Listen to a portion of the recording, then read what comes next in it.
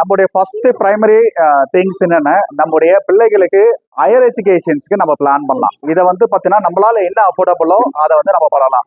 For example 3000 for month, 4000 per month, 5000 per month, something somewhat. இப்போ நம்ம வந்து ஒரு ஹோட்டல் போறோம் சார், எவ்வளோ சார் ஸ்பெண்ட் பண்றோம் ஃபேமிலியோட போனா? ஹார்ட்லி ஃபேமிலியோட போனாலும் ஒரு 3000 4000 ஆகுதுங்களா? ஸோ இன்னைய மந்த்ல ஒரு 2 டைம்ஸ் ஆகுது போவோமா? இன்னைய இயர்ல வந்து பார்த்தீங்கன்னா ஆல்மோஸ்ட் ஒரு 4 டைம்ஸ் போட்டுவோம். 12 டைம்ஸ்க்கு மேல போவோமா? இதனுடைய காஸ்டே வந்து 60000 ரூபாய் 70000 ரூபாய். So the survey is telling ஒரு ஹோட்டலுக்கு மட்டுமே ஒரு family, even middle class family also spending 1 lakh in year. ஆனா நம்ம ஒரு இன்வெஸ்ட்மெண்ட் 50000 பண்ணுங்கன்னா நிறைய கேள்வி கேட்போம். இது வருமா வராதா, போகுமா போகாதா? நம்ம சாப்பிட்றது outs going, never come back.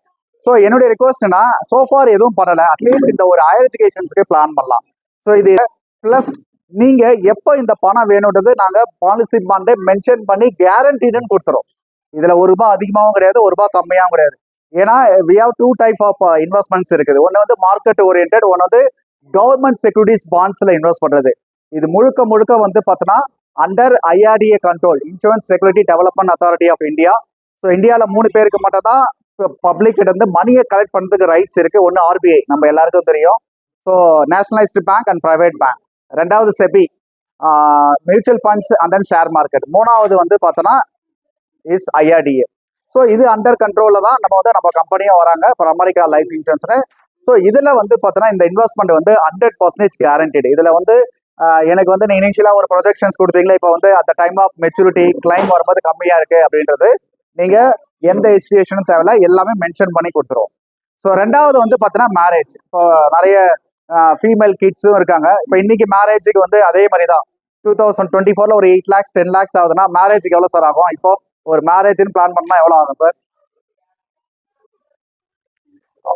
நீயா நான் வர மாதிரி ஹெலிகாப்டர்ல வரணும், ஃபேரட்ல வரணும் அப்படிலாம் கிடையாது. ஸோ ஆவரேஜா ஒரு 10 lakhs ஆகுமா சார் மினிமம்? சில பேருடைய இது 50 lakhs 1 crore, ஸோ அந்த மாதிரி போயிடுச்சு. பட் நார்மல் ஒரு பீப்புள் ஒரு நான் பிள்ளைக்கு வந்து மேரேஜ் பண்ணனா ஒரு 10 lakhs ஆகும். Okay sir. 2024ல 2034ல எப்படி சார் இருக்கும்? 3 times more ஆகுமா 2034ல? அப்போ நம்ம வச்சிருக்கிற பெண் பிள்ளைகளை எத்தனை பேருக்கு வந்து நம்ம மேரேஜ் பண்ணணும்? ஓகேங்களா? இந்த டைம் இப்பெல்லாம் வந்து நோ டவுரின்லே அந்த மேட்ரிமோனியில போடுறாங்க. இருந்தாலும் ஆஸ் பேரண்டா நம்ம something we want to do as a கிட்ஸுக்கு நம்ம பண்ணணுன்ற ஒரு ஆசை இருக்கும் கண்டிப்பா. ஸோ இது எத்தனை பேருக்கு இப்போ நம்ம வந்து என்ன பண்ணோம்னா, அது மேரேஜ் என்ன பண்ணுவோம், கடன் வாங்கியாவது மேரேஜ் பண்ணணும்னு ஒரு டயலாக் இருக்கு. ஸோ அந்த யார் இன்ட்ரெஸ்ட் கம்மியாக கொடுக்குறாங்க, எந்த பேங்க்ல லோன் கொடுப்பாங்க, இல்லை நம்ம சேர்த்து வச்சு இந்த சேவிங்ஸை வந்து செல் அவுட் பண்ணலாமா, இல்லை நம்ம கிட்ட இருக்கிற வாட் எவர் நம்மளால அஃபோர்டபுள் என்ன இருக்கோ நம்ம பிளான் பண்ணோம்னா அட்லீஸ்ட் நம்ம வந்து வருஷத்துக்கு ஒரு 60000 ரூபாய் 50000 ரூபாய் கட்டணும்னா கூட, ஒரு 10 வருஷம் 15 வருஷம் கட்டினா கூட ஆல்மோஸ்ட் ஒரு 10-12 lakhs நம்ம கட்டுவோம். பட் இது மெச்சூரிட்டி வரும்போது அப்படியே டபுளாக நமக்கு வரும், ஒரு 25-30 lakhs வரும். ஸோ ஆஃப்டர் 15 years கழிச்சு கண்டிப்பாக அந்த 30-40 lakhs இருக்குமா சார்? ஸோ அந்த டைம்ல மொத்தமே ஒரு கடன் வாங்காம, மொத்தமே நம்ம வந்து வெளியில ஒரு லோன் எடுக்காம, அட்லீஸ்ட் வந்து பார்த்தோன்னா இந்த மாதிரி நம்ம சேவ் பண்ணி வச்சிருக்கிற ஒரு பணத்திலிருந்து எடுத்து பண்ணும்போது நம்ம யார்கிட்ட போய் நிற்கணும்னு அவசியம் இல்லை.